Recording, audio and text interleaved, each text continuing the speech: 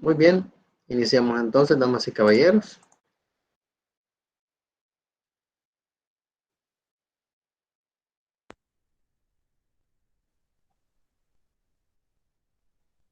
¿Se ve la presentación?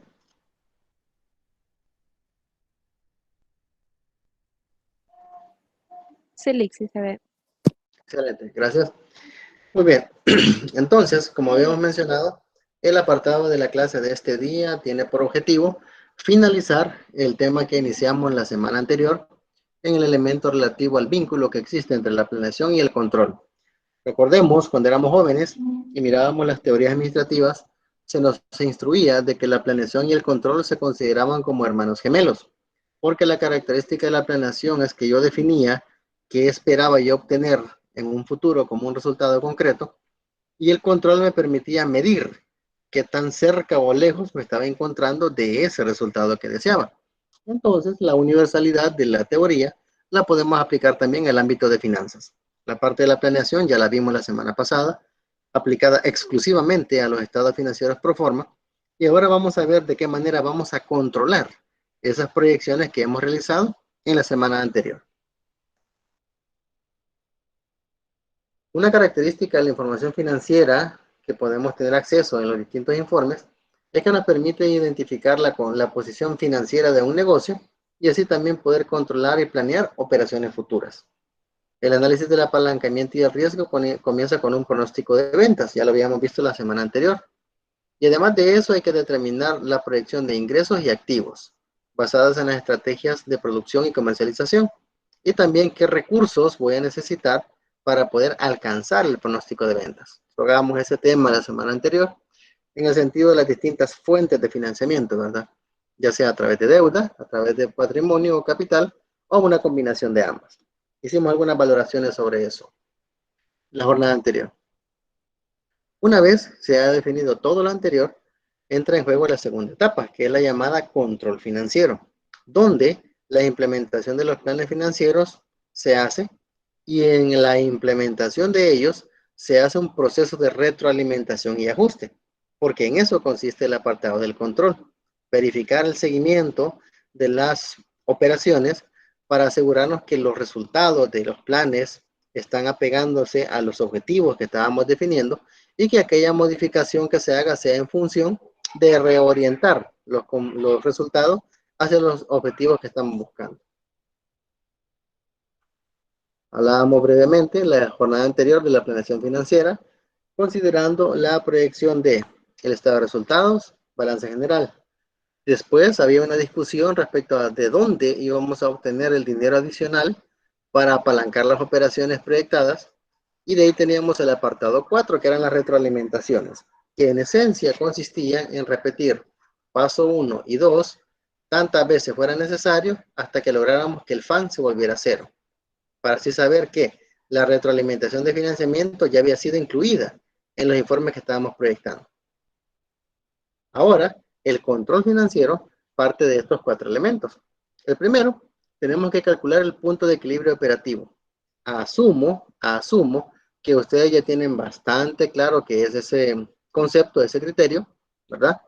Y pues tienen una buena base sobre la cual vamos a partir para ver eso aplicado estrictamente al ámbito de finanzas. Vamos a ver el grado de apalancamiento operativo, que es un término nuevo relativamente en el ámbito de formación de ustedes. Vamos a ver el punto de equilibrio financiero, que se deriva del punto de equilibrio operativo, que igual ustedes ya tienen conocimiento que es. Y de ahí finalizamos con el grado de apalancamiento financiero, que es otro concepto, como les mencionaba, relativamente nuevo para ustedes. Partimos de la información del estado de resultados que proyectamos en la clase anterior. Recordarán ustedes que teníamos un pronóstico, ¿verdad?, resultante de un año base. Y el año base lo manejábamos en términos de una serie de supuestos, ¿verdad? Un porcentaje de incremento de ventas, que en su momento dijimos, ¿verdad?, que había un método para poderlo calcular, pero que por efectos de la exigencia de la materia, pues no le íbamos a dar mucha importancia a eso en ese momento, ¿verdad? Y una vez teniendo ese porcentaje, afectábamos todas aquellas cuentas, ¿verdad? Aquellas diferentes cuentas de los informes financieros que se miraban involucradas o se miraban afectadas por ese cambio. Entonces, el resultado es lo que ustedes están viendo ahí, ¿verdad? El informe financiero ya proyectado. el proforma. Lo primero que debemos hacer es encontrar el punto de equilibrio operativo. Y recordamos que es una técnica que se utiliza para estudiar la relación que existe entre los ingresos por ventas, costos operativos y utilidades. Recalco, costos operativos y no los gastos porque son distintos. Ya más adelante vamos a dar un poquito más de detalle de qué diferencia existe entre lo que es un costo y un gasto, ¿verdad? Pero por el momento nos vamos a enfocar en ese apartado. Costos de operar, costos operativos. El punto de equilibrio es el momento en el cual los ingresos totales son iguales a los costos totales. Por lo tanto, obtendríamos una utilidad de cero. Significa que es el punto en el que yo puedo llegar a cubrir todos los compromisos que tengo en términos de funcionamiento, pero no genero utilidad. ¿Ya? Únicamente llega a un punto muerto donde yo genero una cobertura completa de todos mis gastos, todos, sin ningún tipo de excepción, todo lo requerido para funcionar, pero no genero ningún centavo de utilidad.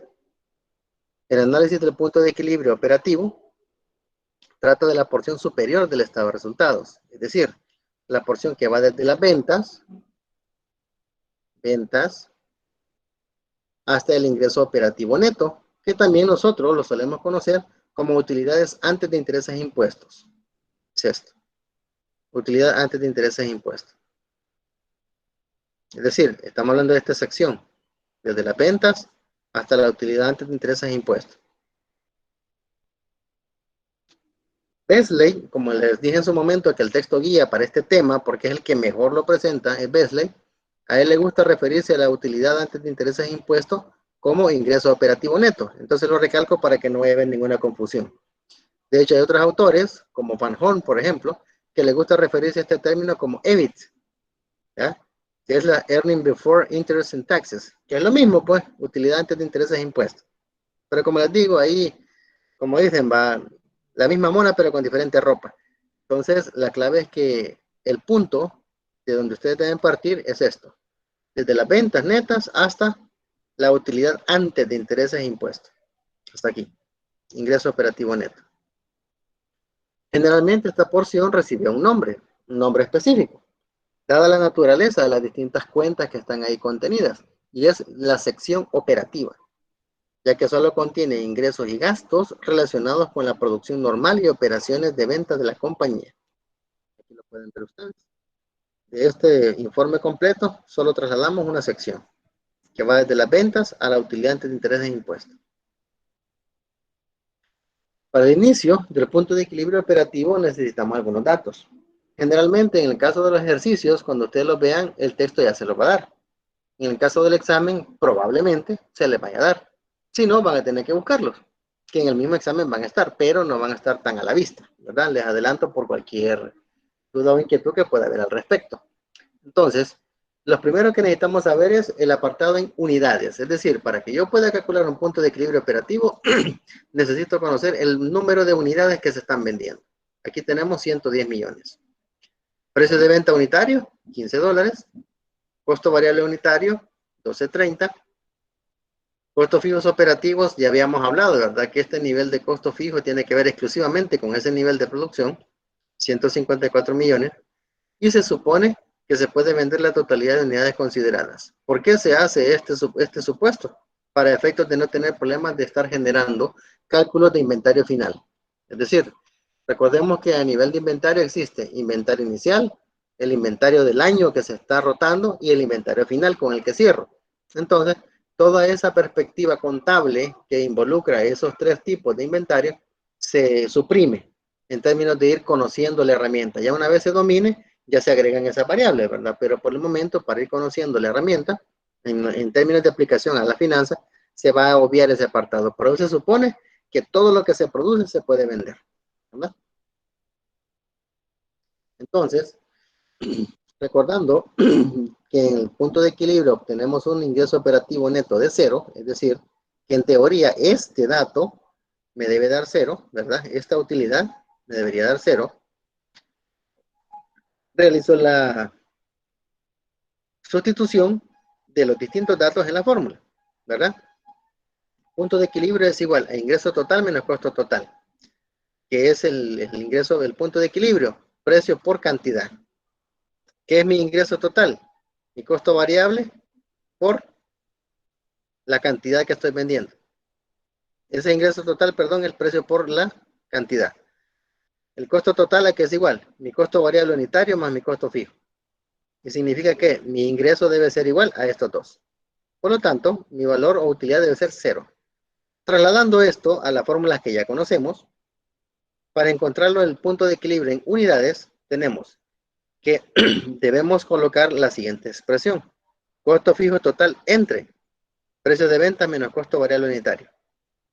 Es una división que se percatan ustedes que el numerador es un valor fijo y el denominador es una resta. ¿Está? Sencillo. ¿Cuánto es el costo fijo operativo? 154. ¿Cuánto es el precio de venta? 15. Y el costo variable unitario, 12.30. Por lo tanto, 154 entre 2.7 igual 57 millones de unidades. Este valor significa que si yo vendo a este precio, con ese costo unitario y con ese costo fijo que estoy manejando para este nivel de producción, si yo manejo una venta de 57 millones de unidades, yo cubro todos mis costos. Obtengo una utilidad antes de intereses e impuestos de cero.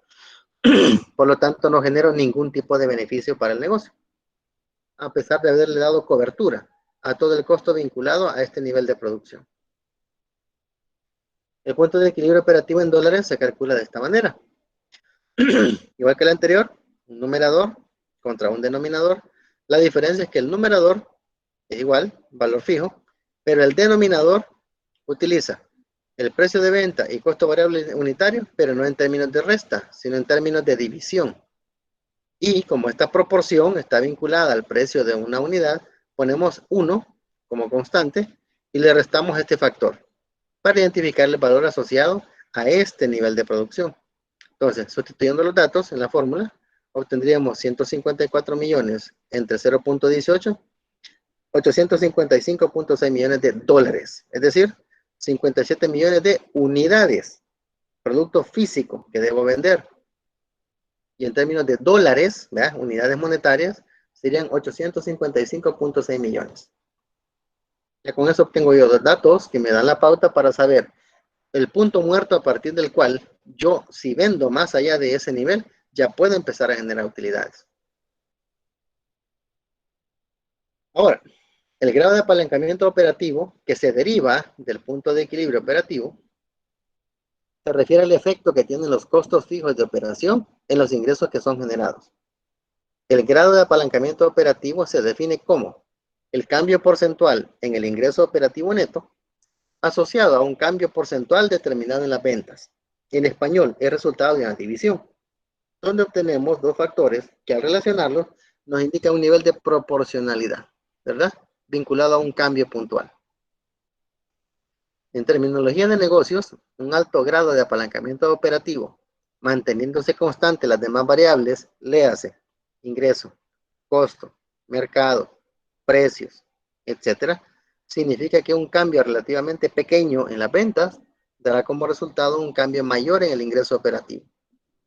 Por ejemplo, considera un incremento esperado de un 10% en las ventas para este análisis. Es decir, partimos de esta premisa, que ya la da el ejemplo, para hacer nuestro análisis. En el caso de ustedes, probablemente tengan que aplicar algún método e identificar en base a datos históricos cuál es el porcentaje de incremento que se debe manejar para realizar este análisis. En ese caso, se les va a dar toda la información necesaria para que ustedes apliquen algún método en particular, ¿verdad? Si no, se les va a dar el dato ya puntual, solo para que lo retomen. Entonces, retomando los datos del estado de resultado anterior, que lo teníamos acá, tenemos el ingreso por venta, ingreso operativo neto. ¿Qué le colocamos arriba? Las unidades, ¿verdad? ¿Cuántas unidades se han considerado? En base a los supuestos con los que hicimos la proyección, si ustedes recuerdan, 110. Entonces, aquí viendo lo bonito. Esta es parte en la parte práctica y en condiciones ideales, este cuadro se les facilita a ustedes y ustedes lo llenan a medida que lo vamos explicando en pizarra. Pero bueno, vamos a tratar de hacerlo lo más entretenido posible, con el afán de que pueda ser bastante aprehendido por ustedes, captado, ¿verdad? Entendido. Entonces, lo primero que hacemos es manejar en función del incremento. Yo multiplico 110 por 1.10, ya habíamos hablado del por qué colocamos base más incremento, ¿verdad? En la clase anterior, obtengo 121. Entonces, ¿cuál es el cambio unitario? 121 menos 110, 11. ¿Cómo mido el cambio porcentual? Mido el cambio unitario, 11, entre el pronóstico, que es la base que estoy utilizando. 11 entre 110, 10%. Ya obtengo este valor. El ingreso por venta, 1650 por 1.10, 1815. 1815 menos 1650, 165. 165 entre 1650, 10%. ¿Verdad? Eso es el apartado del ingreso. De igual manera con el costo variable, 135.30 entre 1353, 10%. La utilidad bruta, dos maneras. La puedo calcular hacia abajo, que es lo lógico en la hora de que estoy resolviendo y totalizando un estado de resultados, o bien lo puedo hacer de forma horizontal. De las dos formas me debe pegar. Y esas sugerencias se las doy para efectos de que cuando ustedes hagan esto, les sirva como comprobación. Porque si al hacerlo de forma horizontal les da un dato y de forma vertical les da otro, entonces hay algún problema aquí con el cálculo que han hecho. ¿Verdad? Entonces, utilidad bruta, 1815 menos 1488.30, 326.70. 326.70 menos 297, 29.70. 29.70 entre 297, 10%. Aquí viene el interesante, porque si recordarán ustedes, estábamos viendo que el grado de apalancamiento tiene que ver con el efecto de los costos fijos en los ingresos que se generan. Entonces, en ese apartado tenemos que el costo fijo operativo lo dejamos constante. Aquí no hacemos cambio, lo mantenemos fijo para que el efecto que tengamos acá del dato que tenemos del pronóstico menos el dato que estamos manejando de incremento en ventas, al ser idéntico, el cambio unitario es cero.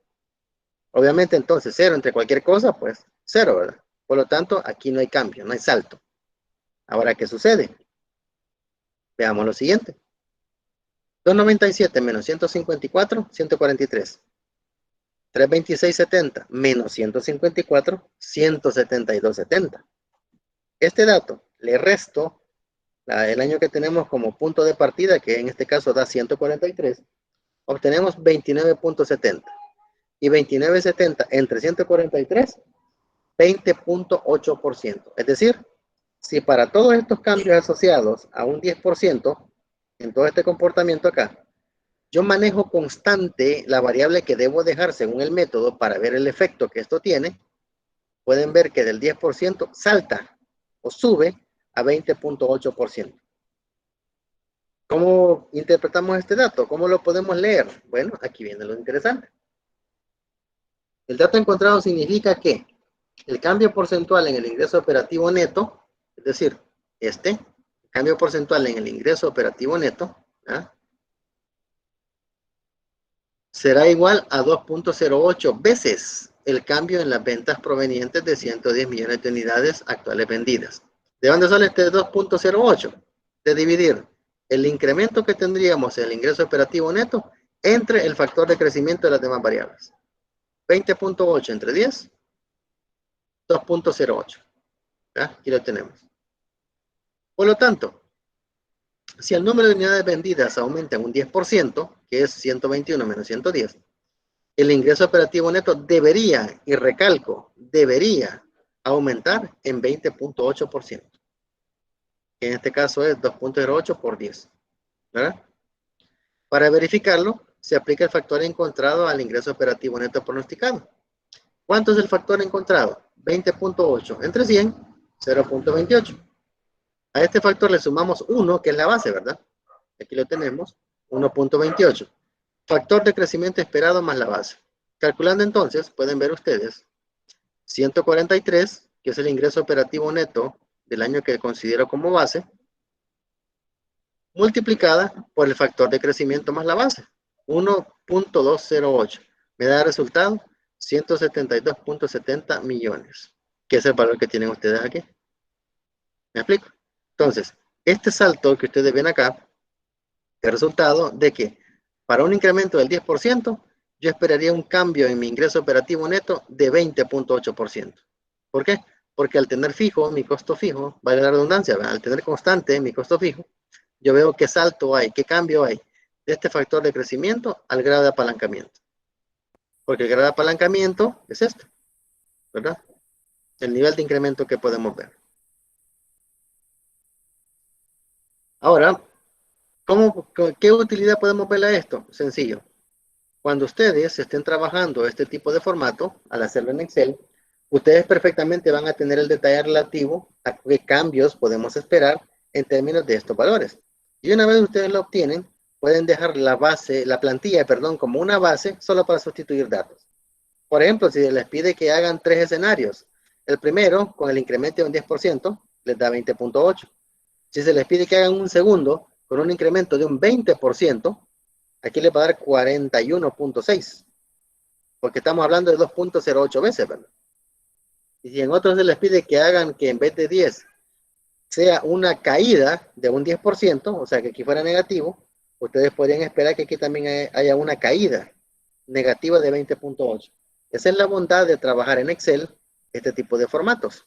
Lo difícil es generar la plantilla y ya después la ventaja solo es de sustituir datos, ¿verdad?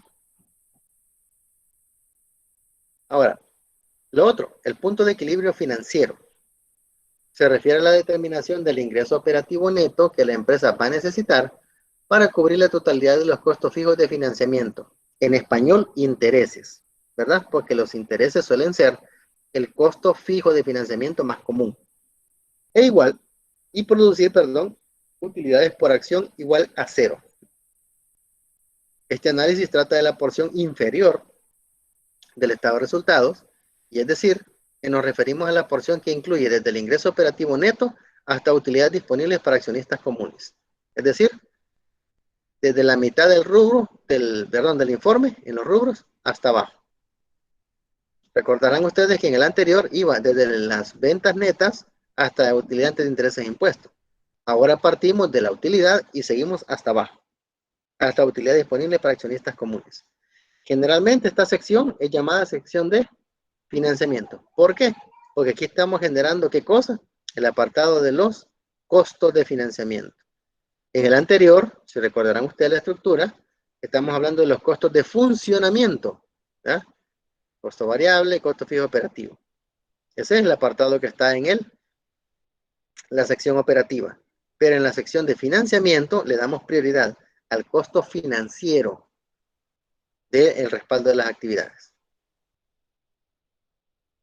Para el desarrollo de este análisis se necesita saber que, igual, estos son otros supuestos que el autor da para facilitar el conocimiento de la técnica. Primero, la empresa en estudio no existen acciones preferentes, es decir, no hay un tipo de acción que es una forma de posesión patrimonial en la cual accionistas tienen posibilidad de recibir dividendos en un valor porcentual fijo definido indistintamente la empresa gane o pierda. Es decir, no hay un tipo de posesión patrimonial, sino que solamente estamos hablando de los accionistas comunes, es decir, dueños reales del negocio, los que asumen el riesgo de sus resultados. Segundo, el número de acciones comunes en circulación es de 26.3 millones. Y tercero, el valor de las utilidades por acción es de $2.32. Y es igual a estos 61 millones de dólares que tenemos acá entre 26.3 millones de acciones. Aquí lo ven ustedes. 232. El punto de equilibrio, ¿cómo lo calculamos? Bueno, se utiliza esta fórmula. I más D sobre factor de 1 menos T. ¿Dónde? I mayúscula son los intereses. Intereses o costo de financiamiento por medio de préstamos. D son los dividendos por acciones preferentes, que en este caso no tenemos. Es decir, por eso recalco, el autor hace esta petición de colocar este supuesto para efectos de no generar más complejidad al cálculo, porque el numerador de esta expresión serían los dividendos preferentes. Y T es la tasa fiscal, los impuestos. Como en este caso, el factor que tenemos acá, intereses 41.40, y al no haber dividendo por acción preferente 0, entonces esta expresión se me anula, me queda únicamente entonces 41.40. Si yo tuviera aquí algún dato, ¿verdad? Algún valor, debo forzosamente resolver esta división y colocándole aquí el valor de la tasa fiscal. Que recordemos que los textos norteamericanos utilizan una tasa impositiva del 40%. Para no perder el hilo, ¿verdad? Del texto guía que tenemos lo manejaríamos igual. Pero al no haber un valor aquí, al no haber un dato aquí, entonces se hace cero la expresión. Entonces, ¿qué significa esto? Que yo debería tener una utilidad antes de intereses e impuestos o un ingreso operativo neto de $41 con 40 centavos en millones, ¿verdad? Para poder cubrir mis intereses. Es lo que me está indicando. Eso es lo que debería tener. Obviamente tengo más, ¿verdad? 143. Pero para efectos de medir puntos de equilibrio, este debería ser el valor. Todo valor por arriba de este dato ya me está generando un nivel de cobertura más del necesario, ¿verdad? Ahora, vamos a lo interesante, el apalancamiento financiero. Este considera el efecto que un ingreso operativo neto cambiante va a tener sobre las utilidades por acción. Es decir, sobre aquellas utilidades que están disponibles para ser repartidas entre los accionistas comunes. El apalancamiento financiero, esto es bueno que lo tengan presentes, jóvenes, para efectos de que no vaya a haber confusión, ¿verdad? A la hora que estén realizando ejercicios o el parcial, es que el apalancamiento financiero comienza donde termina el apalancamiento operativo. ¿Dónde? En el ingreso operativo neto. ¿Ah? O utilidad de intereses e impuestos. En este sentido, el grado de apalancamiento financiero se define como cambio porcentual en las utilidades por acción resultante de un cambio porcentual determinado en las utilidades antes de intereses e impuestos. Si se percatan, la dinámica de cálculo es igual, es idéntica para efectos de los apalancamientos, indistintamente operativo o financiero. La clave es en qué sección del estado de resultados estamos. Si estamos hablando en la sección operativa, es un grado de apalancamiento operativo. Y si estamos utilizando la sección de financiamiento, entonces es un grado de apalancamiento financiero. ¿Cómo lo medimos? A través de esta fórmula. Cambio porcentual en las utilidades por acción, utilidades de intereses e impuestos, entre cambio porcentual entre las utilidades de intereses e impuestos. En este caso, en el numerador va la variable sola, que es el ingreso operativo neto. ¿Va? Y en el denominador tenemos el ingreso operativo neto menos el punto de equilibrio, que es el que tenemos aquí. ¿Verdad?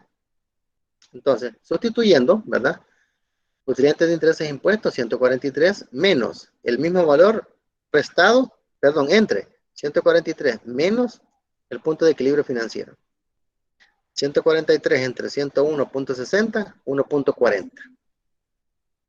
Según este resultado, la empresa en estudio puede esperar un cambio de 1.40% en las UPA por cada cambio de $1 en las utilidades antes de intereses e impuestos. Es decir, que yo podría esperar, si aquí hay un cambio de un 1%, yo en las utilidades por acción podría esperar un cambio de 1.40.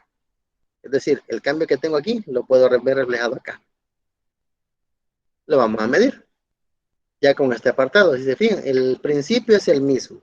El cuadro tiene la misma estructura.